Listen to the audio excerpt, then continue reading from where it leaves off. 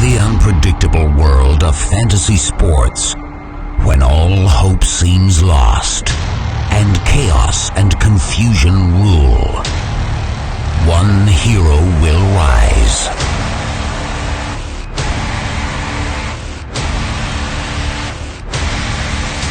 And change everything. GoingFor2.com. Because no one remembers the extra point.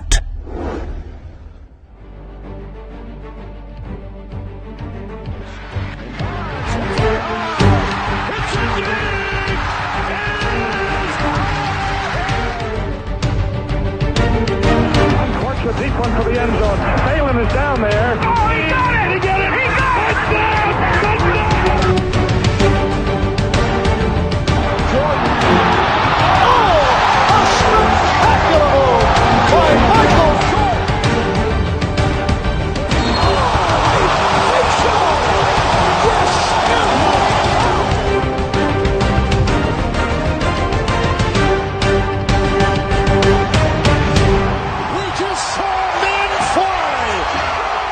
What's going on, guys? All right, welcome to episode 84 of Armchair Fantasy Show. I'm your host, of course, Jeff Lambert. You can follow me on Twitter at JeffLambert77. Presented, as always, by TalkLoudRadio.com and GoingFor2.com, live every Friday night on Facebook Live, Periscope, YouTube, Twitch, and now we are also available live on the new LinkedIn network as well. And, of course, streaming, as always, in the GoingFor2 app for iOS and Android. All right, I'm here, as always, with my host, Mr. Ryan Searfoss. Ryan, how you doing tonight, man? Fantastic. Glad to be back and be drafting now. Yeah. Got rookie draft, Devy draft done, on another Devy draft and a startup. Getting to that time of the year. It's great. Good stuff, good stuff. Yeah, you missed the last show. It was a huge show, Joe's versus Pros. I know you had a wedding to go to, but we had an awesome time with some great guests last week, so some great stuff there. All right. Well, my next guest, he comes on once a year, and he's he's well known as being the Jinx. So we bring him on once a year. We get some predictions from him. They usually end up being pretty terrible, and it's not really that he tries to be terrible. He just is a Jinx, and so we bring him on once a year. But he has his own intro music, so I'm gonna go ahead and hit that, and then after the break, we'll get with him. He goes by many names: the Jinx, the Curse, the Kiss of Death. His predictions aren't always wrong, but they are never right. GoingFor2.com presents, from the Talk Loud Radio studios, Nostra-Dumbass and the worst predictions ever. What is going on, Shane? How are you doing tonight, man? Jeff and Ryan, what's up, fellas? Long time no see. Yeah, man, it's been a long year. We have some very accurate predictions from last year to go over, right, guys? Yes, we have some great predictions to go over from last year. Just in case you haven't heard Shane on the podcast before, let me quick give you the power of his Jinx. I'm gonna give you a couple of non-football related things that he's done in the past that have been kind of crazy. So. Back in Ronda Rousey's heyday, when she was, kicking everybody's ass, Shane goes on Facebook at one point and posts that, this is her last fight. She's going to lose this fight. This is it. The undefeated, ring ends tonight. Well, she goes out and knocks out the person that she's fighting in about 7 seconds. So that's bad enough. The very next fight that she fights, Shane goes on and says, all right, I'm a believer of Ronda Rousey. She's awesome. She's amazing. Of course, she proceeds to then lose that fight. So that's just one of the examples I have. Another one I have is kind of funny too. He, right before a game, I think it was Nationals and the Mets. Our friend's a Mets fan. Shane's a Nationals fan. Right before the game started, he bet my friend $10 in a Facebook group. He's like, I bet you $10 that Max Scherzer pitches a shutout in this game. Of course, my friend says, all right, cool, I'll take that bet. Literally, the first pitch of the game is a home run. So there goes that bet right there. So Shane is definitely a humongous Jinx. We've known it for years. We bring him on every year to talk fantasy football. We hope that he doesn't mention any of our players because they end up getting hurt, which we'll get into in just a minute here. Shane, give us a recap of what you've been up to. How'd your fantasy seasons go this past year? Well, our Dynasty League, Jeff, that, we're playing every year, that's been going strong for, maybe 5-6 years, maybe more, actually. I think Time's flying the by. dynasty part is, I think, been about 4 years, but then the league itself has been going on since '98. Wow. Okay. So I'm barely even halfway in, if that, maybe a third of the way in. Cow. Yeah, I didn't know that. What, pencil and paper? Is that the thing back then? No, I think it was Yahoo's very first fantasy platform. We were on that. Dude, you're Gotcha. sending smoke signals on that. Yeah. No. So myself, I started season long fantasy in high school. It was 2002. It was an NBA league. A bunch of my buddies just got me into it, and that's honestly, I was in the school library and I was like, all right, I was just bored. I was like, let me look up some this Yahoo league they keep talking about for fantasy sports. I didn't know what it was, but I think the Jinx might have started there. I'm pretty sure I drafted Rasheed Wallace. I think he ended up spraining an ankle or something. Long story short, but I think that's when it all began for my season long fantasy Jinx. But I think last year you go over some of my projections from last year, but to be fair, Jeff, I will say there was a lot of injuries last year. It's kind of hard to call me a jinx when my players can't even get on the field. Well, Is that powerful? That's the whole thing right there. Because you're jinx. I mean, it's one thing to get players wrong. You know what I mean? I was wrong on Eric Ebron. Ryan loved Eric Ebron. I was all about him just having a terrible year. I was wrong. It happens. Ryan was wrong about Rojo. He thought he was going to be one of the better rookies last year. Rojo was no good. Man. But your jinx are unbelievable. So let me go over some of your calls from last year. So first one on here, Joe Mixon will be a bust. Obviously, he was not a bust. Pretty good. Still not a humongous jinx there. But then you say Marquise Lee will have a breakout season, and you love the Jags offense. So, of course, Marquise Lee doesn't play a single snap, blows his ACL out, and the Jags offense is terrible. Let's see, what else we got? Hunter Henry. So we talked about Hunter Henry on the podcast, and literally while we're talking about Hunter Henry on the podcast, alert comes over from Adam Schefter, Hunter Henry tears his ACL. Literally during the podcast this happens. Let's see what else we got on here. Jerick McKinnon will be a beast, were your exact words, and I put them in quotations. Of course, he didn't play a snap either. He blew out his ACL. Darius Geis will win Rookie of the Year. Well, that didn't happen either. He also blew out his knee. He didn't play at all. Saquon Barkley will have an okay year, and Darius Geis will have more touchdowns than Saquon Barkley. Well, you kind of positively jinxed Saquon Barkley into a humongous rookie season. You had Jimmy G will be a breakout this year. Jimmy G, of course, lasted 2 games, blew out his knee. Alex Smith is going to ball out and throw bombs to Josh Doxson all day. Of course, you're a Redskins fan, so you had a little bit of hometown stuff there. Of course, Alex Smith, tore up his knee. His career may be over. Josh Doxson, they didn't renew his contract, so he's been pretty bad. Then we had a buy low, you said we had a buy and a sell, and basically you were buying Josh Gordon. Obviously now he's out of the league again. You had Adam Thielen will suck. He will be the wide receiver version of Peyton Hillis. Yeah, that didn't happen either. And then we did a keep cut trade. Keep cut trade here. You had let's see, Cut Njoku. Okay, I can live with that. Trade got OJ, one right, baby. Trade OJ Howard. Okay, he got hurt. That's not too bad. Keep Hunter Henry. Of course, that's when he tore his ACL right after you said that. Another keep cut trade. You had cut Phillip Rivers, keep Matt Stafford, and trade Jameis Winston. So you kept the guy who had the worst season of all of those 3 guys there. So obviously the jinx is real, guys. I mean, it's been going on 10, 12 years. I've known this guy for at least 12 years, and the jinx is actually real. So we're going to talk tonight. We're going to go through each and every of the teams here, and you're going to jinx somebody tonight. I'm sure everybody that is in our Dynasty League is listening to this holding their breath, hoping you don't mention any of their players tonight. We're going to kick it off here with the NFC East because you're a fan of the Redskins. We'll kick it off with the NFC East. We'll start with the Cowboys, who I know you're a big hater of the Cowboys, of course, and you, of course, want to jinx them. But my question with the Cowboys is Dak Prescott. He will finish as a top what quarterback in fantasy this year? So we're thinking top 5, top 10, top 15. What do you think of Dak Prescott this year, Shane? All right, well, all right, Jeff. So here's the thing. I did a lot of thinking today. I knew I was going to come on your show, and I could promise you everything on my life last year, and I came on. Every topic we discuss, every team we discuss, I look at it from a statistical standpoint, a logical standpoint, but I got to give some of my opinions in there too. So let's kick it off with the NFC East. Like you said, let's kick it off with the Cowboys. I will say, here's the thing about the Cowboys. Here's the thing about Dak, and I'll be quick. Dak Prescott, everyone was giving him grief last season like he didn't have that good of a year. But little do people realize he did complete about 65% of his pass with over 3,800 yards. And we have an emerging Gallup on that offense. Michael Gallup is a deep threat. And, oh, yeah, by the way, they did sign Amari Cooper. And I'm pretty sure Dak and Cooper were peanut butter and jelly last season. I'm not going to go top 5. I think that's a little unrealistic for fantasy purposes. But I will say he will have a top 10 quarterback season this year. Top 10 quarterback for Dak Prescott. I'm kind of buying that. Dak Prescott wasn't a terrible quarterback last year. I owned him in a couple of my leagues. He had some pretty good weeks. He was consistent. That was his thing. He didn't give you those big week winning games, but he didn't give you those week losing games either. So Dak Prescott's not bad. I don't mind Dak Prescott. Ryan, what do you think of that call on Dak Prescott? And go ahead and give him the next question for the Redskins. I love that call. I think Dak's a dynasty buy all day because nobody respects Dak for some reason. Miles Watts, about your team. Who in the hell is going to be their wide receiver 1? And what's that stat line going to look like? Let's hear it, Shane. Who are you jinxing? Like, that's crazy, man. Like, it's...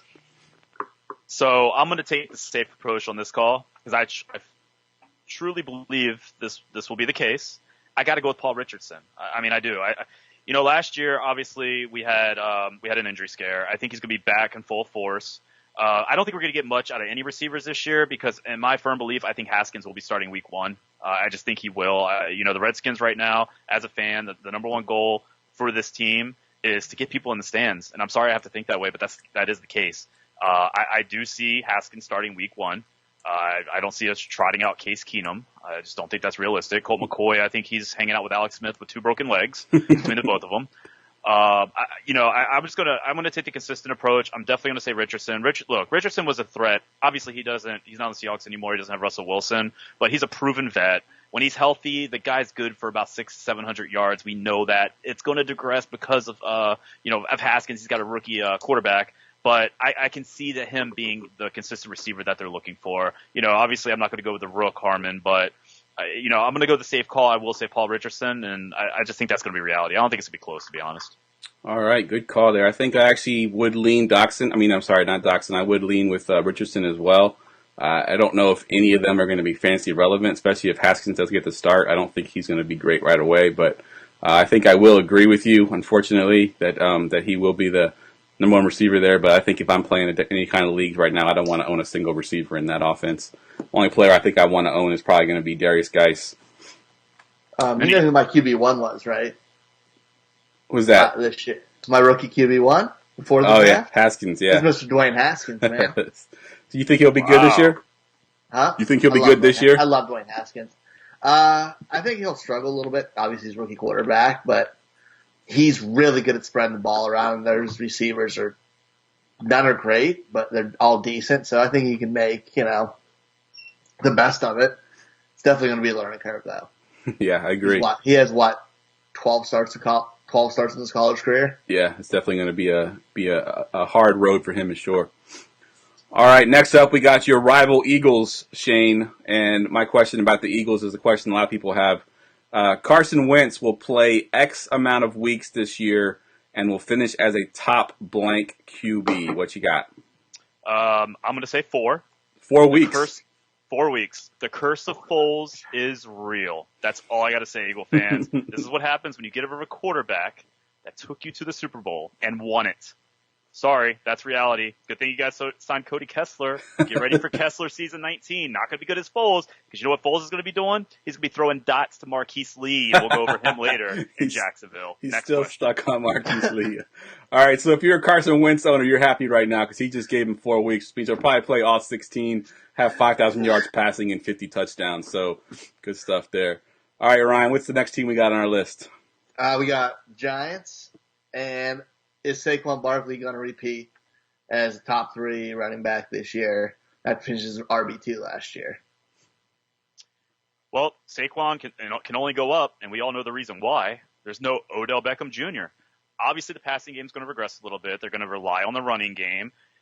Let's just put it like this. I was so wrong about Saquon last year. Saquon, I apologize, but I'm just going to tell you this right now. Guys, as a Redskins fan, I'm going to say he didn't even get hurt. He redshirted. He's a sophomore. That's all I got to say. We'll see what happens. Redskins offensive line's no joke, by the way, either. But, yeah, guys, he finished like 1,300 yards last year. I got Saquon easily getting to 1,500 this year. He's only going to go up. Giants going to be a run-heavy team, and he is what he is. He's a freak of nature. He's proven himself as a rookie. So what is his nickname? Say Quads. The guy's an animal. All right, good stuff. All right, let's move on to my division here. I try to be really careful about what kind of questions I ask for my team, but we'll start off. Do you here. want me to start it first so you can have your team? Yeah, go ahead. What do you have? Go ahead and kick it off with my team there, and then I'll hold my breath while you ask this question. Oh no, I was gonna let you ask it for your team. No, go ahead. Go ahead. You ask. If I ask it, I feel like it makes the Jinx even stronger. I know, that's why I'm doing it. Because I feel like you'll do that for me. So since we were talking about rookie quarterbacks, where's Kyler Murray finish the season for fantasy QBs? Look, the whole draft thing about Kyler Murray, and people were, really questioning is he really a number one quarterback? And everyone's like, oh, he's too short. He can't see over his offensive line. This, that, and the other. A fun statistic, by the way, is I don't know if you guys knew this, but the last two quarterbacks we've had go first overall in the draft, Baker Mayfield last year, and then we had Goff in 2016. Sat. So I think a bigger question right now is, do we think Kyler Murray is going to start week one? If Kyler Murray does start week one, I do think he might have enough time in his rookie year to get that offense down, but I don't know if that's going to be the case. So I will say, if he starts week one, he trots out with that offense, I'm a firm believer that unless you have a Hall of Fame QB like a Rodgers sitting for Brett Favre, I really think you're just wasting your time on the bench. You're not really learning anything. You don't have that mentor. So I will say, if Kyler Murray can start week one, get out there, go through the learning experiences, I think he will finish maybe top 15, top 20, not top 15. That's unrealistic. Maybe top 20, maybe. But I think this is going to be a slow year for him. He's going to start off to a slow start, and then we'll see what happens next year. I agree with that. But you don't think Brett Hundley's going to be the starter week one then? if Brett Hundley, I had to Google who their backup QB was. I didn't even realize it. I agree. He's going to have some struggles, man. Well, now you're saying it though. He might be. He might one. Who knows? He'll be a beast now. He'll be a beast. Yeah, I think the thing with Kyler Murray is going to be his rushing. How much they allow him to run the ball, and if he is able to run the ball as much as I think he wants to run the ball, if the coaches don't hold him back, then I think he can actually sneak into the top 15. I think Derek Carr last year was the top 15 QB, and nobody thought he was any good. I think he may have been just outside of the 15. And he doesn't rush the ball at all. So I think if Murray can get some rushing yards in there, he might sneak into that top 15. And I think if I'm in a redraft league, I love waiting on quarterbacks. I have no problem drafting Murray super late in my drafts and, hoping for that Deshaun Watson, Cam Newton type rushing season that you got in their rookie year. So no problem with taking him a little bit, late in redrafts. All right, my 49ers. I'm afraid to ask this question, but I figured this was the safest one since we have basically four decent running backs here. So we got four decent running backs. Which one of these running backs, Breida, McKinnon, we got Mostert there. We still got, who am I missing? Tevin Coleman. Of these four running backs here, who leads the team in fantasy points at the end of the season? What is the overall for running backs? Well, Jeff, I'll give you my take, but obviously this is your team, so you'll probably know a little bit more than I do. I would imagine it had to be McKinnon. Bringing this guy in and him fighting injuries, I think he was supposed to be like their go-to running back. I feel like the Niners have always had this kind of system in place. But, with Breida having that incredible season last year, and obviously he was just flying off the waiver wires early in the season, it's kind of hard to determine if McKinnon's going to get a bulk of the carries. I think Coleman is just kind of that that filler, not a missing piece, but I think he's just kind of that filler running back. I don't really see the Niners doing much with him, even if they even keep him. I don't know how much his deal was. It was 5, 6, maybe. Yeah, 10, it wasn't that million? much. It wasn't not that much, right? Yeah. It was low, but I think McKinnon's the only one with guaranteed money on that team. So I feel like they're gonna try to feed the ball to him. In my opinion, I think they're gonna try to make sure he's the focal point of the offense. But I mean, it's hard. It is a tough question. I think this is gonna be one of the toughest questions of the night because I don't know what's going on with that Niners backfield. I'll let you elaborate on this. But if you want the true prediction from the Jinx, look, I said it last year. When I kind of had to slip up and forgot McKinnon got traded, but that's a long story short. I do think McKinnon's going to have a breakout year. I think he's back from injury, and you got Garoppolo back, so the passing game is going to progress there a little bit more too. But I would go with McKinnon here. I think he's going to end up being their number one. Yeah, see, I think I'm taking now. This is sort of in relation to fantasy. I think McKinnon is going the highest of the four running backs. I think even Mostert gets kind of mixed in there a little bit. He had a pretty good season last year as well. But I think where Breida's being drafted, he's the one that I want. Not because I think he may be the number one overall, but I think that where he's being drafted, I'm getting him super duper cheap, and he had such a great season last year that if they do stick with him, and he can have a decent season and stay healthy this time, I don't think he will give that starting job up. Now, I do agree that McKinnon, he has a lot of a skill set that Shanahan wants, where he can be the passing running back. But Breida's no joke either. We saw last year at one point in the season he was actually the leading rusher in the NFL, and then he just kind of dealt with injuries and never could get back on the field. But where he's being drafted, I think I'm getting him like the 12th round. And if I can get a potential RB1 for a team in the 12th round, I'm going to do it all day. All right, Ryan, what we got next for the NFC East? Dude, I cringed when I read this question. How many games does Todd Gurley play, and where does he finish? Like that hurt my heart even thinking of that. I don't want. All right, Shane, what you got for Todd Gurley? All right, well, Todd Gurley hasn't played a full season since 2016, but to be fair, he only missed a couple games these past 2 years regardless, and he's made the Pro Bowl 3 out of 4 years. In my opinion, I think Todd Gurley is the best running back in the NFL. And keep in mind, guys, look, I'm a daily fantasy guy. Obviously with NFL season and daily, obviously it's a weekly sport, so it kind of goes hand in hand. But there were so many times last year I'd play like the 4:05 p.m. slate, the 4 o'clock games, and if you didn't have Gurley, it's like this guy's scoring like 2 to 3 touchdowns every freaking 15 minutes. The guy is not human. I think he's going to be running back number 1. I think he's going to be the leader in yards this year. Saquon will be close. But I just give the edge to Gurley. He did regress from 2018 to 2017, but I think he'll get right back on his horse. The Rams already have a dominant offense. Almost greatest show on turf worthy, Bring out Isaac Bruce, Keem Ward, where are those guys? Kurt Warner still playing? Torrey Holt. Yeah, Torrey Holt, right? I just think I think he's going to go up next year, and I think everyone needs to get this guy on your team. For those of you playing season long. All right, so Todd Gurley still a top running back according to Shane. Knee problems, don't got to worry about those. Someone's mic is open again. I don't know whose mic it's. I can hear feedback. There we go. All right, so with the Seahawks, the last team in the NFC West here, we've got a situation where their number one receiver from the past couple years, Baldwin has retired, and of course we got Tyler Lockett there. They drafted DK Metcalf. They got some guys like David Moore from last year. So my question is, who is the leading receiver at the end of the season for the Seahawks? And what's his stat line look like, Shane? Yeah, I think this is easy, man. I think was Metcalf even the best player on his college team? No. Yes, that? No. Yeah, exactly. So there's your answer right there. No, it's going to be Lockett.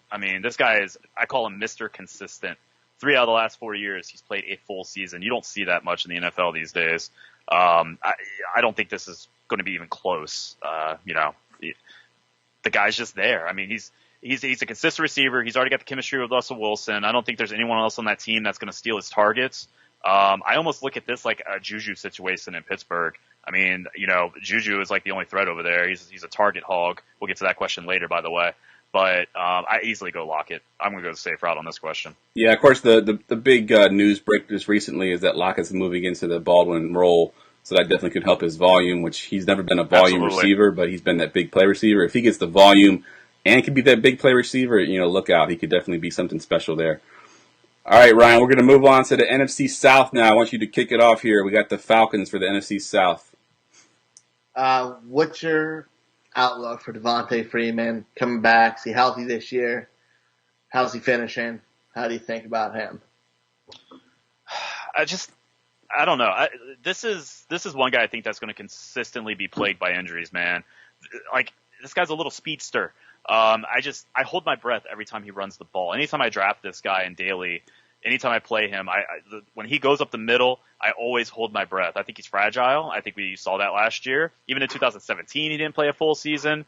He's got breakaway speed, but outside of that, I think I give him maybe half the season next year. I don't see him going a full season. And, I'd say maybe 8 games max. I think we are looking at another injury here. And I think it's about that time to let him walk when it becomes time for him to be a free agent, which I think is this past year, wasn't it? I think it's coming Yeah, up. they signed him. They re-signed him? Okay. Okay. You know what's crazy about him? Like, he runs hard as hell up the middle. Like, he runs like he's a 220-pound back. Exactly. And he's not. Like, he just needs to know he ain't a big dude. Yeah, Huge fan, but I've watched him a few times. He almost like seeks out the contact. Like, he could definitely like run away from guys, but he like looks for the contact. I'm like, dude, come on, don't look for the contact. Just slide down, get out of the way. As a Redskin fan, we know who else did that. His name was RG3. I know it's a quarterback, but he decided he liked to run into linebackers. And I mean, my team's superstar backup. Oh, yeah, there you go. All right, the next team we got for the NFC South is the Saints. So behind Drew Brees, Alvin Kamara, and Michael Thomas, the next best fantasy relevant player is, we got Traquan Smith as an option, Latavius Murray, and Jared Cook. Of course, there's other options there as well. Who do you think is the next fantasy player after those three guys, Shane? I got to go with my best value wide receiver from last year on FanDuel and DraftKings, Mr. Traquan Smith. Mr. Reliable. I could always count on this guy to hit value, and I got to ride the Traquan Smith train. I think this is going to be an up-and-coming star, man. Even as a rookie, he was able to play a full season. I think he missed one game last year. But 5 touchdowns for a rookie is not bad at all. Obviously, you got one of the best quarterbacks in the game to do it. But I only see this get more involved in the offense. We know that. He's a breakout star. I think he's NFL ready. And, I got to go Traquan. All right. What do you think of the Traquan Smith call, Ryan? And then give us your Panthers question. I mean, I literally just traded him in my Dynasty League like 2 weeks ago, but I really like him. Somebody has to step up as that number 2 receiver there, and he has the best skill set, so it's not bad. I traded for Jacobs. It wasn't. It was like an immediate accept. Yeah, definitely. Next question is, how do you feel the number 1 receiver for the Panthers is going to do this year? And who do you think it's going to be? I think it should be obvious who it is, but how well? I'm gonna go for a Jinx call of the night on this one. Oh, maybe it wasn't obvious. and I've got reasoning behind it. My pick is going to be Aldrick Robinson. What? Aldrick Robinson. Hear me out. You've got a receiver who was able to catch 5 touchdowns. I know, it's just 5. 17 passes with the Vikings with a crappy Kirk Cousins. Yes, I said crappy. The man cannot perform in big games. I'm just going to say that. Redskins hate. No, not at all. He had to compete with Stephon Diggs and the guy who I thought was going to crap the bed, Adam Thielen, for these passes. That's all I got to say for these catches. I'm going to go Aldrick Robinson. Hot take. Jinx it up. I don't even care. I'm going Aldrick Robinson. I don't care about DJ Moore. I don't care about Chris Hogan. I think this Panthers offense is going to regress anyways. I think Cam he's coming on a decline, and just keep Aldrick Robinson in your thoughts. That's all I got to say because he's going to come straight off that waiver wire. All right. Hot take right there. Super hot take. That's like in Fuego take right there. Aldrick Robinson is the leading receiver for the Panthers. That's a little bit too much for my blood there. I think there is some question there, though. I know you said it's pretty obvious, Ryan, but there has been some question that Curtis Samuel could actually be the leading receiver there because he's got a couple more years under his belt. I know Moore was really good last year and came on towards the end of the season, and I think he's the number 1 there without a doubt. But I never even considered Aldrick Robinson. I think they just signed him recently off the street, and I think he's more of a fill-in player, but you never know. We'll see what happens. All right, so my next question here is the Bucs, and of course the Bucs is all about the running backs there and who's going to be the running back. They all expected them to draft somebody or trade for somebody or get someone in free agency, and they didn't do any of the above. So who's the number 1 running back for the Bucs, and where does he finish among running backs in fantasy? I get a text message from this guy Jeff right here. Hey Shane, are you looking to trade Ronald Jones? Hey, what are you doing with Ronald Jones? I've been trying to get him all season from you, all off season. Ronald Jones, yeah, you keeping him? So hold up, you're trying to get Ronald Jones. I've been trying to buy low on Ronald Jones. Yes, I have. You son of a bitch. So thank you. It's only natural for me to say Ronald Jones. Is this the year he actually holds the ball? Like he doesn't fumble? Is this the year he can catch a screen pass? I'm going to go with it. I still believe in the kid. I drafted him in our Dynasty League. I think, bringing Bruce Arians in, I think he's going to correct a lot of issues, especially with Jameis. I do see this offense progressing this season. So hopefully the run game opens up a little bit. They can rely on the passing game a little bit more. I think Jameis had he had a pretty good season last season for, the type of offense that they ran. But I think Bruce is going to come in and just make it even better. So I do think this might be the year that, they believe in this kid, and we'll see what happens. So I'm going to go Ronald Jones.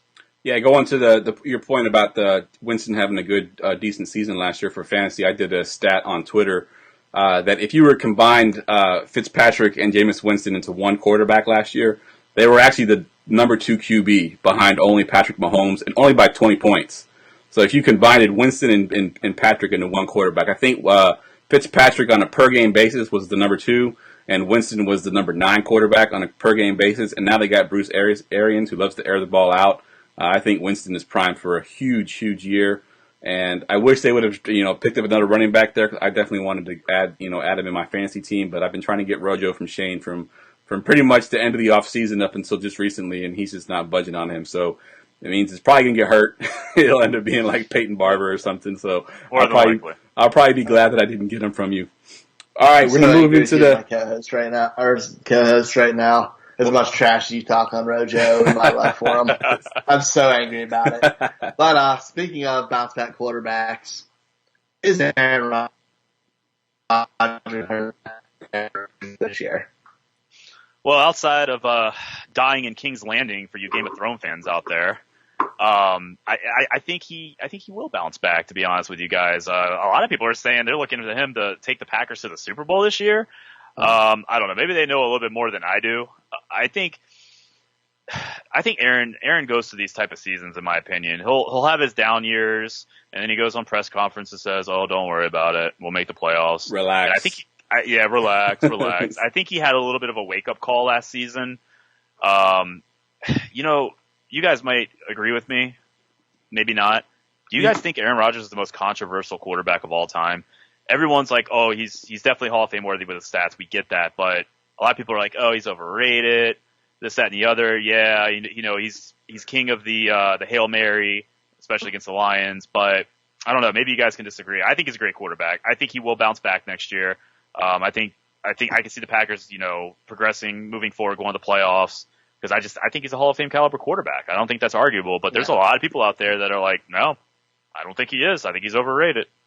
I'd like to hear from you guys on that one. I mean, anybody who says he's not a Hall of Fame quarterback is full of it. Yeah, of course. I agree. Second best quarterback of this generation. You can call him the same generation as Brady. Absolutely. Maybe a generation behind Manning.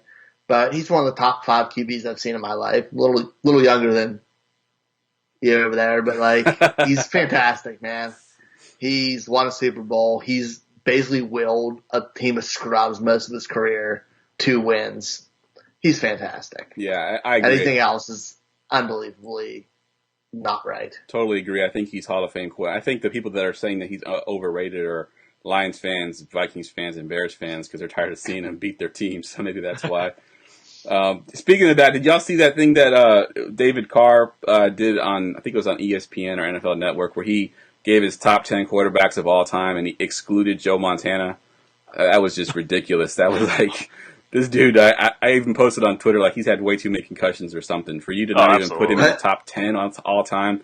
He said his situation was just perfect, that he had the right coach and the right receivers and the right running back and the right system and everything was just perfect for him, and it had nothing to do with his quarterback ability, which is just crazy to me because then he went to the Chiefs as a 36-year-old quarterback and led them to the playoffs too, and the Chiefs weren't any good either. So I just thought I would just kind of get on my soapbox there for a minute on David Carr. So wait, please tell me these 2 quarterbacks weren't listed ahead of him. Because I didn't see the list. I saw the statement, but I didn't see the list. I actually was Terry Bradshaw or Joe Namath on that list? Because honestly, I sock and dump stuff the whole thing. I didn't actually look at the entire list. I listened to his explanation on why Joe Montana was not on the list. But now that you mentioned that, I want to go back and see who he had over top of Joe Montana, because it's just, I don't know, it's just ridiculous to me. Montana was the greatest of all time until Tom Brady won his 5th Super Bowl. I think Montana should have been number 1 overall up until then. So I think he still, at worst, is number 2.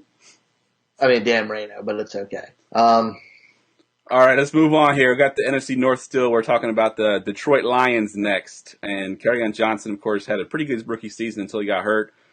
Is Kerryon Johnson a top 15 running back this year? He's currently being drafted as the RB22 on Fantasy Pros. So can he crack the top 15, Shane? think he can. A quick nugget for you guys. He was actually the one running back to bust the Detroit Lions streak of 70 games without a 100-yard rusher. Wow, that just shows how bad the Lions have been suffering at the running back position. Mm-hmm. So in my opinion, this goes for any sport. You see it in basketball. You definitely see it in football. Anytime a team can find a superstar, someone with promise, someone with upside. I'm gonna go back to. I'm a Redskins fan. We did this with RG3. We're doing it now with Haskins. If you find that little bit of light at the end of your tunnel, you utilize it. You do everything you can to feed it. You want it to become stronger. And I think Kerryon Johnson is that running back for Detroit. I see him getting a ton of carries, and that's the reason why I say yes. It's not so much him having a breakout year. Stafford's regressing, in my opinion. He's on the decline, and they're going to turn to their running game, and I think this might be Kerryon's year. So with the amount of targets, handoffs he's going to get, I'd have to say yes. His usage is going to go skyrocketing. So I'm going to say yes. All right. Yeah, I think I agree there. I think Kerryon Johnson, assuming health, I think can crack the top 15 of running backs this year. I think the uses that he gets, he said both in the passing game and running game. I think if they can commit to him, that's the question. It's because last year I think he would have been top 15 if they just would have committed to him. But LeGarrette Blount had 125 rushes, something like that, and averaged a paltry 2.7 yards per carry. I mean, I think I could get more than 2.7 yards per carry. And I just kept giving the ball to LeGarrette Blount, which just kind of baffled me. But all right, Ryan, let's talk about the Vikings a little bit. Okay. Oh, real quick, I'm saying I fully disagree on Kerryon Johnson this year. All I right. just want to throw it out there. I think Patricia's trying to go the Patriots route and do RBBC, but we'll see. We can get that another day. This is a guy who I'm a full believer in. The autographed jersey right up there on the wall. Does Dalvin Cook live up to that top 10 or end of first round, begin a second round draft pick, and be the running back we expect him to be? Oh, absolutely. This is easy. This might be the easiest question of the night. Every time I try to analyze an offense, I always start with the opposing defense and ask myself, are the linebackers going to be pulled in? Are they going to be crowded in the box? Are they going to be, are they going to have to account for the passing game? Obviously, I hate bringing up this guy, Mr. Cousins, but yes, he is a threat, and they have two all-star receivers that are threats too. I'm not taking any talent away from Cook. He's an absolute animal. But when you put that perfect mix together, it's the same situation for Gurley having Goff in the backfield as his quarterback. It only makes them better. It's almost to a point where it's not fair because the linebackers have to account for both the passing and the running game.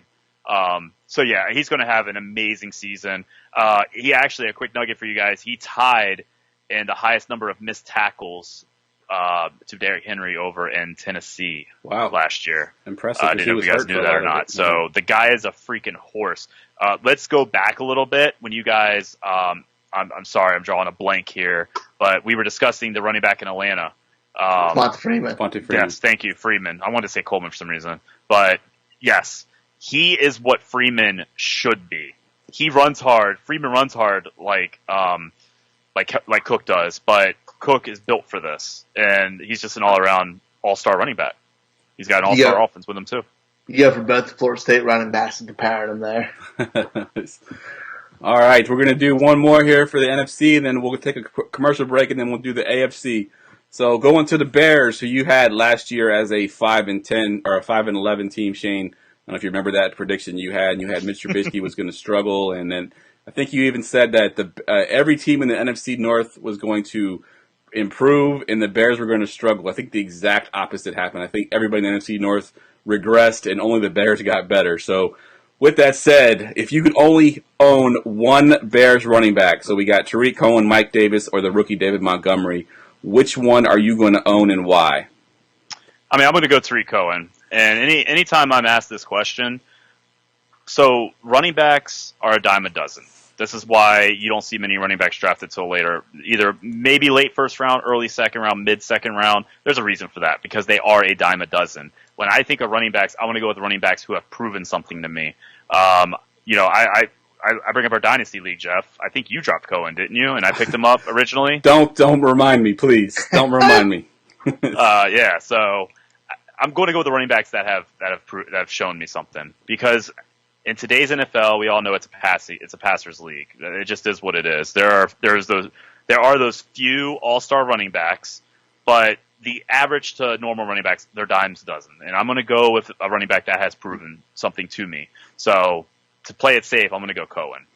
Just to explain that why I dropped Tariq Cohen. People are like, why'd you drop Tariq Cohen? What are you, crazy? All right, so this was his rookie season. I drafted Tariq Cohen in the 5th round of our rookie draft. He was a nobody. I just drafted him. He was doing good in camp. I took a flyer on him. This was the year that the hurricane hit in Miami, and the I think it was the Bucks and the Dolphins game, I believe, is who weren't. They didn't play the game in week 1. And I own Jameis Winston, and I own Mike Evans, and I own somebody else from that game as well.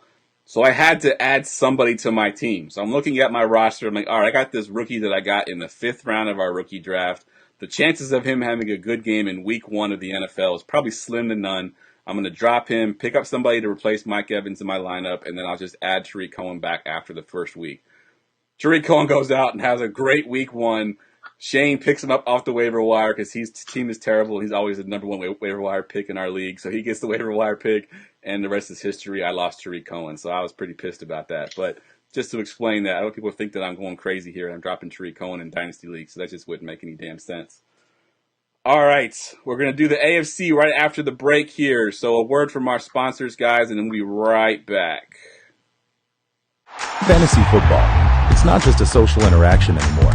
Today's manager plays to win, and the difference between winning and losing is so small, a manager will do whatever it takes to get an edge. Yet the other sites offer the same content at an extremely high cost. It's time to get away from the old and step into the future of fantasy stats. This is StatRoute. StatRoute allows you to find any data set for any player or team in 7 seconds or less, all on a simple, easy-to-use application. Want to see which running back performed best in the snow last season? How about the past 5 seasons? And in the 4th quarter? Or maybe you're unsure of which quarterback to start for the upcoming week. With our Stats IP technology, you can now quickly see how Matt Stafford has performed in the rain, during the second half of the season, in New York, compared with how Russell Wilson has played during primetime games, at home, versus the Rams' new defensive coordinator, Wade Phillips. At StatRoute, it's our mission to deliver state-of-the-art technology guaranteed to keep you ahead of the curve. So, whether you're a casual football fan, a weekly fantasy trash talker, or a DFS hustler, we've got you covered. Welcome to the new standard for stats delivery. We are StatRoute. Take back your league.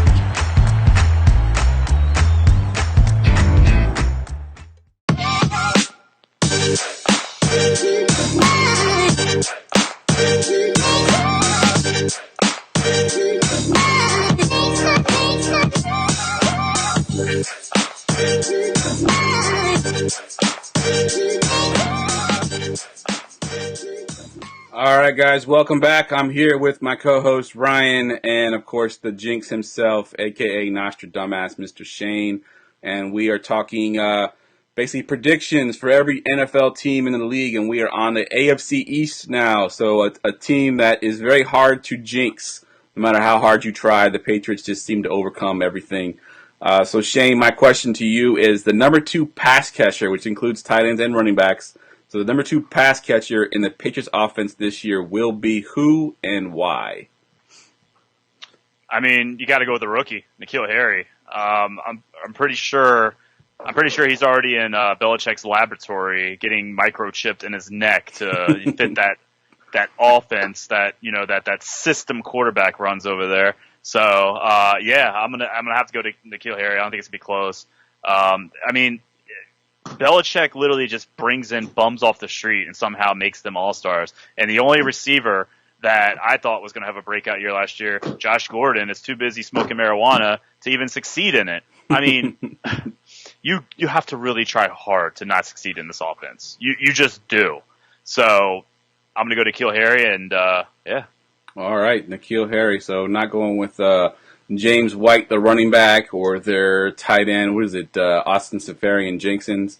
So I think N'Keal Harry. I think he got a pretty good chance to be the number 2 there. I think that without Gronkowski there, there's targets going to be going elsewhere, and I think N'Keal Harry sort of fits that, that mold there where they can actually use him. I think it's the first time that Bill has taken a quarterback this early in his entire tenure. I think in the first round. So I think N'Keal Harry is set up for success there.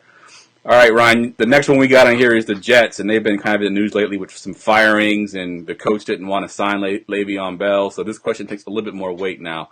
What you got? Is Le'Veon Bell going to stay on the Jets, and where does he finish as a fantasy running back? Absolutely not. I think Le'Veon, I mean, look, and I'm not going off emotions here. I think the worst move Le'Veon could have ever made was going on Twitter and writing all his tweets upside down, or typing all his tweets in upside down. I don't know if you guys saw. I mean, obviously you guys heard about that. All his tweets, the letters were upside down because he was trying to send messages. He's trying to make everything about himself. There was another receiver the Steelers used to have that kind of made things all about himself as well. I guess we'll get to him later. But anyways, no, I don't see this lasting. I think Le'Veon's going to go in there. He's going to complain after the 3rd week, maybe 4th week, when the Jets are 0-4, because they're going to absolutely stink this year. And he's going to demand it. He's going to demand something. He's going to either demand a release. And I really think the Jets fired their GM because they picked up Le'Veon Bell. I think he's a cancer to any football team that's out there. I think this is going to be like mixing what is it, oil and vinegar and water, whatever it is. I'm not a scientist. You guys know what I mean. But all I got to say is this is going to absolutely backfire, and I think Le'Veon's going to be out probably within the first 4 to 5 weeks. This is going to be a disaster. Jets fans, you might as well just cancel your season tickets. Your coach has like googly eyes. He can't even look in a straight line. It's over. Jets fans, just hang it up. How did they let Gase trick them into making him the GM as well as the catch? It's unbelievable. That's the question that should have been asked. Nothing makes sense in this world. He can sign 2 contracts at once. There's a quote that I'm going to use from one of my favorite movies. The greatest trick the devil ever pulled is convincing the world he didn't exist. And that's what Adam Gase has done to the Jets. He basically just tricked them into thinking that he's actually a good coach, and now he's actually the acting GM, which is, just crazy to me. And I do think Le'Veon Bell stays with New York. I think he has no choice at this point because, I mean, when the Jets, signed him, they kind of bid against themselves because no other team actually bid for Le'Veon Bell. So if no one bid for him, no one's trying to trade for him either. I do think it'll be a shit show if the Jets do come out and struggle, and maybe Gase doesn't give Le'Veon Bell the ball as much as he wants them to get the ball, and then he starts complaining in the media, and of course New York is New York, and that's like media hell right there. And if you're on the bad side of that, then you basically get eaten alive. So that could be a shit show all year. So I'm curious to see how that goes. Yeah, I do as well. I want to see a shit show in New York. So I root for chaos basically anywhere but Baltimore. It's the best. All right. So my next question here is going to the Dolphins here, and it's basically based on their quarterback. Of course, they signed Fitzmagic and then went out and traded for Josh Rosen. So the Dolphins' Week 1 starting quarterback is who, and how many games do they play this year, Shane? It's very bold of you, Jeff, to use the word Fitzmagic, because we all know Fitzmagic turned into Fitztragic. Look, Ryan Fitzpatrick is what he is. He's a journeyman. He comes in, gives you false hope, and then he shows his true colors. He rears his ugly beard, and he's a below-average quarterback. It's just what he is. So they would be absolute idiots not to start Rosen. I think Rosen, he needs a shot. He needs a fair chance to prove himself. And I think the Dolphins are the perfect team to give him that shot. I don't believe in what Arizona did to him. I'm a firm believer in this kid. And to start Fitzpatrick over Rosen is going to kill his confidence. And if Miami decides to bring him in week 4, week 5, I think his confidence is already going to be shot. Because I got Miami maybe winning 5 games this year, maybe 6. So just to kill his confidence when he already got screwed over, I feel bad for the kid, but they have to start they have to start Rosen. You cannot start a journeyman. You cannot start a journeyman week 1. And as a Redskins fan, I'm saying this. Case Keenum is a journeyman. I don't want to see Case Keenum starting week 1. It just is what it is. So I'm all aboard the Rosen train. All right. Yeah, I've given. I agree with 95% of what you said. Go ahead. I agree with everything you said there. I think Rosen's their future. You have to let him start week 1. He's already has playing time under his belt. Only thing I don't agree with is you saying about Fitzmagic's beard being bad. That thing is beautiful and glorious. The rest of that is all right. I've actually renamed, so they got, of course, Fitzmagic, Fitztragic when he's been bad. I've actually renamed him. If you saw the picture recently in social media, how much weight he's gained, I'm calling him Fitzfatrick right now because he's gained about at least 40 pounds in the off season. So, I did not see that. Yeah, just Google Fitzpatrick fat, and you're gonna get the picture up on your screen because he just gained like 30 pounds in the off season. He looks terrible. Oh God. All right, to finish off. Oh wait, actually, yeah, to finish off the AFC East, we got the Bills. Mr. Ryan, what you got for the Bills? Who's their starting running back, and what kind of production are we seeing out of them? Josh Allen. He's going to be a quarterback and a running back. I mean, this kid's hurdling. What was it, linebacker last season? Yeah, very stupidly. They should just have him do it all, in my opinion. But no.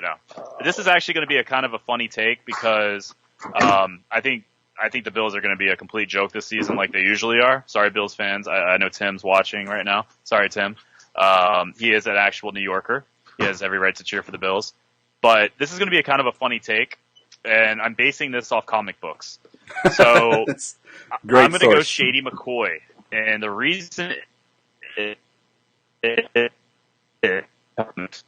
everything about Marvel. I hate Avengers. I think it's for children of the age of 7. Shady went on Twitter right after watching Endgame, the new Avengers movie, and he spoiled the ending for everyone. If you follow Shady, which I do, so many people got butthurt about it, and I think it's the best thing ever because I hate everything Marvel. I'm going to go Shady, and he's pretty fast too. So yeah, I'll go Shady. All right, going Shady, and because of Marvel as well. I mean, you just look at how big that Marvel franchise is, and you know that Shane's not a fan of them, and the DC franchise has been struggling because he's a huge fan of the DC. So that's another example of the jinx right there as well. All right, we're moving on here to the Ryan Fitzpatrick's body is similar to mine. That's not good for business. Not good at all. Yeah, you saw it. Not good at all. You should go try out. Go try out. There you go. I don't have the beard, probably. All right, let's move on to the AFC West. And I know Shane, a friend of ours that we actually played basketball with today, is a huge fan of this team, and that's the Kansas City Chiefs. So assuming that Tyreek Hill doesn't play this season, the number 3 pass catcher behind Kelsey and Watkins is who and why? Well, realistically, I just want to say it's going to be Mahomes because we've seen pretty much this kid do everything but throw the ball to himself. An actual stat for you guys, the only player in history of being an athlete is Mr. Perfect Kurt Hennig himself, WWE superstar, that once threw a football in a gym up in the air, ran about 75 yards and caught it. I don't think anyone will ever do that, but Mahomes might be close at this point. But for the better answer, the more safe answer, I'm going to go ahead and I'm going to say Demarcus Robinson. I think this is a tough question to me because I'm looking at the receiving and the depth chart, but I think he's the only one I can actually trust that played last season that will get a bulk of the usage in that offense. I really feel this is one of those teams, and I'm going to compare them to like the Steelers. I gotta compare them to the Steelers because Juju's going to own that offense, and Kelsey's going to own this offense with Watkins up there, obviously Tyreek Hill, and then you got those like other receivers, slot receivers that show up every once in a while when Mahomes is spreading the ball around. But I'm gonna say Demarcus Robinson. This is a coin flip. There's not much to work off here. He had like 250 yards last season. What about the rookie McCole Hardman that they drafted to be the Tyreek Hill clone? Like I said, I don't ever gamble on rookies unless they have that player spotlight, unless they shine. Like when I gambled on Geis, I know I'm a Redskins fan, then I might have belief in them. But when I come to the dark horses, it's hard to predict that, and even my jinx powers can't go that deep. But I'm going to go with a safe answer. I'm trying things a little differently this season. All right, I'm keeping my hot takes to a minimum. This isn't an Aldrick Robinson situation in Carolina. I'm going to say Demarcus Robinson just because he's been proven in this offense before. All right, good stuff. All right, Ryan, what you got? What's the next team on the list there? We kind of mentioned him earlier when we were talking about Lev Bell, and can't talk about Le'Veon Bell without talking about Antonio Brown. Where is he finishing in fantasy this year? Is he going to be one of the better values in draft slip in the second round? Where we see him going and doing? I'm a firm believer in the Madden curse. Obviously, the Madden curse struck very hard last season. No, if anything, he's going to regress. I think his best situation was with Big Ben. I mean, let's be honest. He went from a veteran Super Bowl winning quarterback. He's made the Pro Bowl 4 out of the last 5 seasons. He's made the Pro Bowl. Threw for 5,000 yards this past season. Right.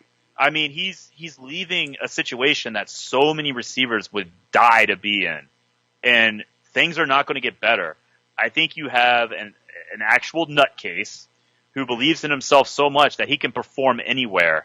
I hate switching the topic to NBA. LeBron kind of thought the same thing, and then he went to LA, and they absolutely sucked. And I think this is going to be the same situation. You're going to a crappy Raiders team. Gruden's not the answer.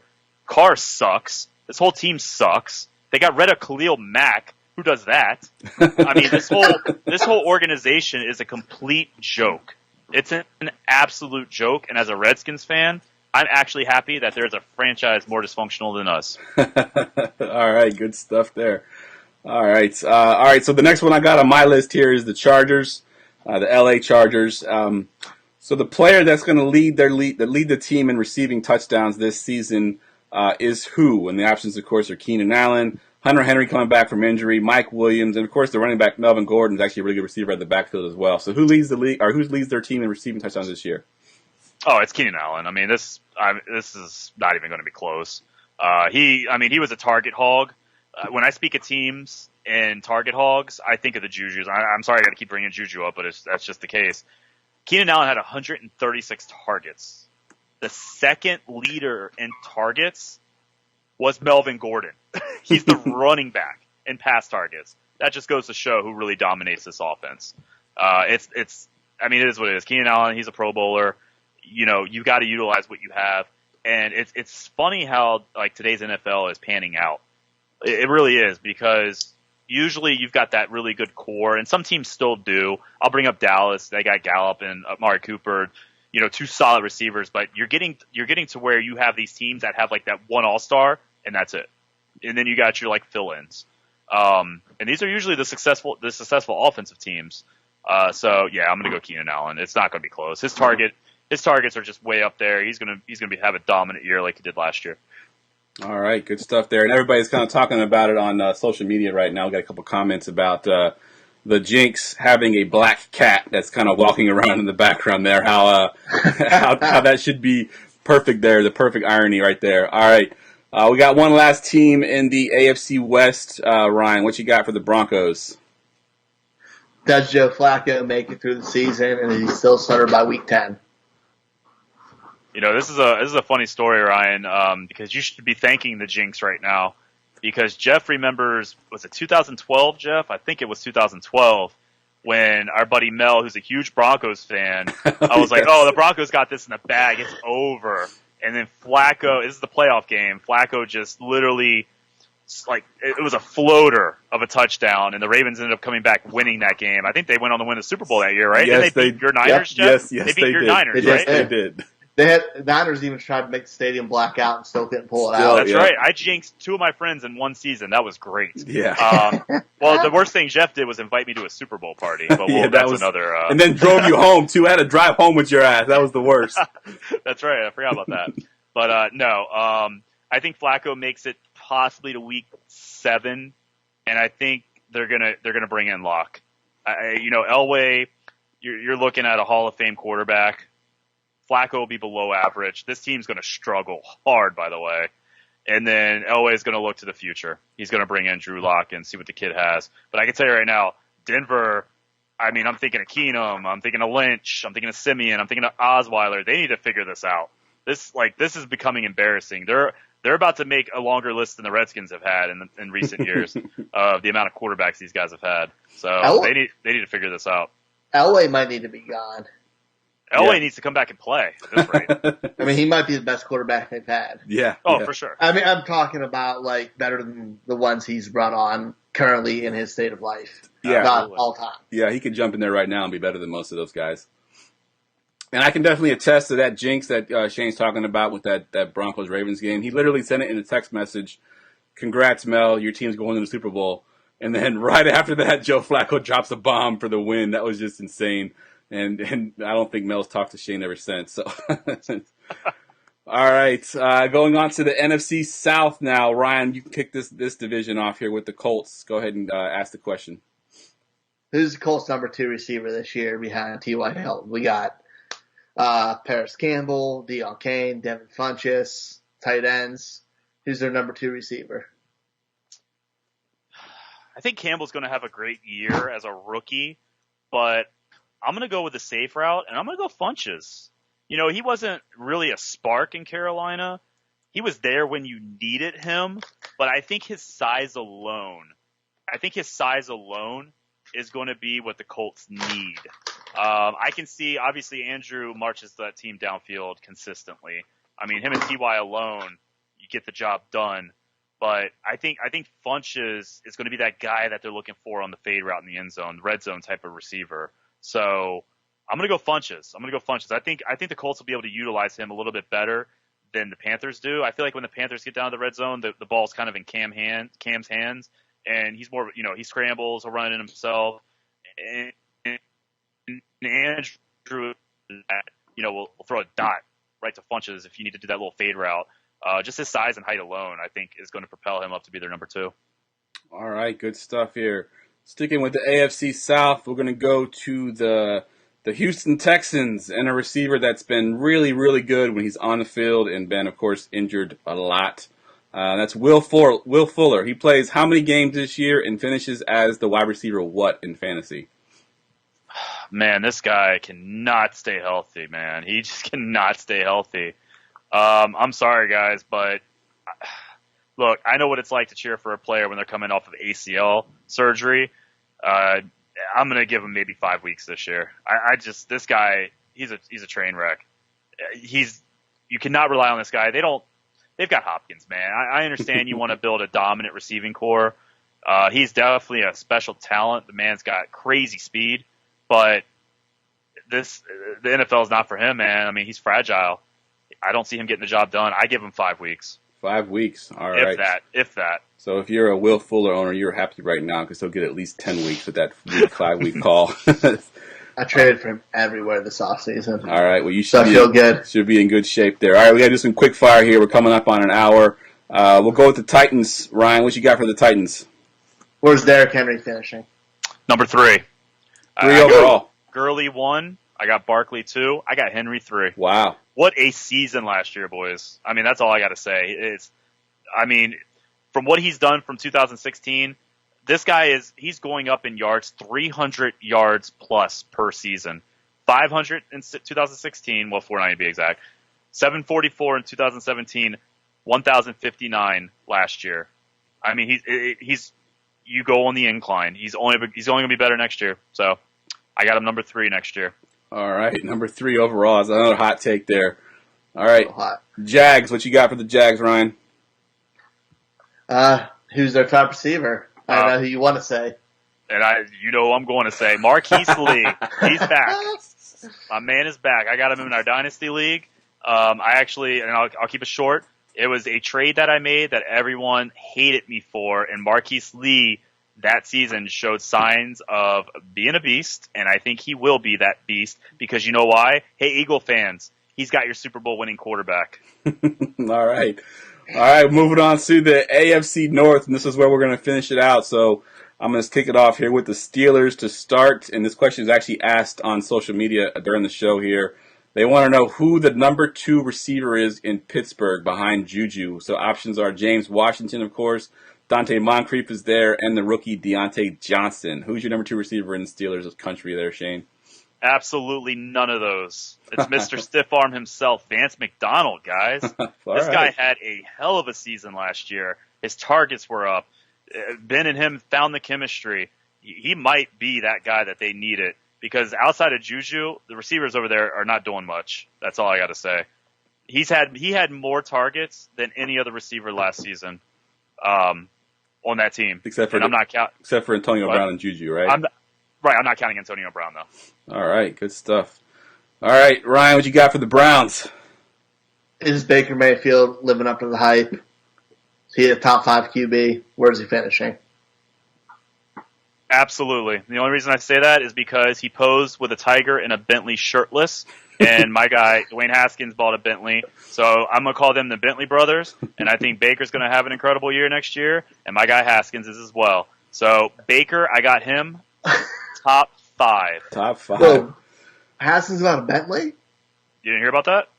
Yeah, I guess so. No. Wow. He got mid-first round money. He ain't got Bentley money yet. He can get it on credit, just on his name alone. Damn, okay. Wow. I like how Shane bases his fantasy prediction on the fact that Baker Mayfield posed shirtless in front of a Bentley. I mean, it's baller. Hey, look, the Browns, I mean, their offense is going to be legit, guys. I mean, come on. This is literally an all-star offense. It's insane what they've done. I mean, it just is. All right, let's move on to the Bengals. Let's jinx Mr. A.J. Green, who hasn't finished the season in the last 2 seasons. He plays how many games this year and finishes as a top what wide receiver? I don't even think he's going to finish. I don't think he's going to be the best receiver on his team. He's on a decline. He's going to get hurt. John Ross is going to step it up a little bit, and him last year on FanDuel, he was always that low salary guy that we needed on our teams. I think he's going to have a better year as well. I think this is where the Bengals are going to start going younger. I did mention that Mixon would be a bust. He's not. He's actually really good, and I think he'll be even better next year. So I think next year is going to be a terrible year for the Bengals. I got them 5-11 at best, maybe 4-12. But I think next year they're going to realize it's time to go a little bit young. You know, they gotta think about rebuilding that team a little bit more because they've got young talent already. 2 at a time. All right, we're going to finish. There you go. Hey guys, it was a great show. Oh, Shane, no, don't even. Oh, wait. We're missing a team. All right, Ryan, we got the Ravens on deck here. What you got for the Ravens? Dude, you sure we didn't do them already? I'm pretty sure we didn't do that. I'll save them for last just for this. Who is their leading receiver this year? And please say the person who Jeff listed first in the notes. Let's go. I'm going to leave it off like this. You don't draft a guy nicknamed Hollywood unless he is the main event. Hollywood Brown will be the best receiver out of the draft. He will live up to his nickname. He will be in the spotlight. Lamar to Hollywood.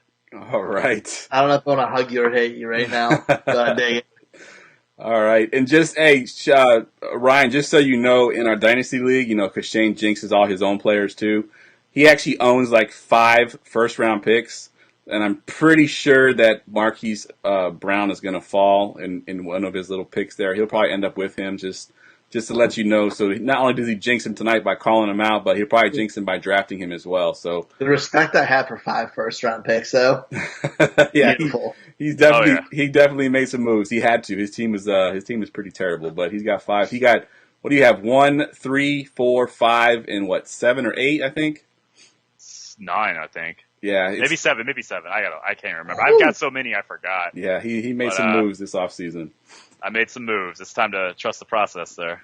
All right, guys. That is a wrap for this show. Of course, we'll bring Shane on again towards the end of the off season, and we'll talk some more stuff once we get some more information on some of these guys. And of course, we'll bring him back next year to go over all these terrible calls that he just made once again and see how terrible they are. For Ryan, for Shane, I'm Jeff. Have a good night. Peace. See ya.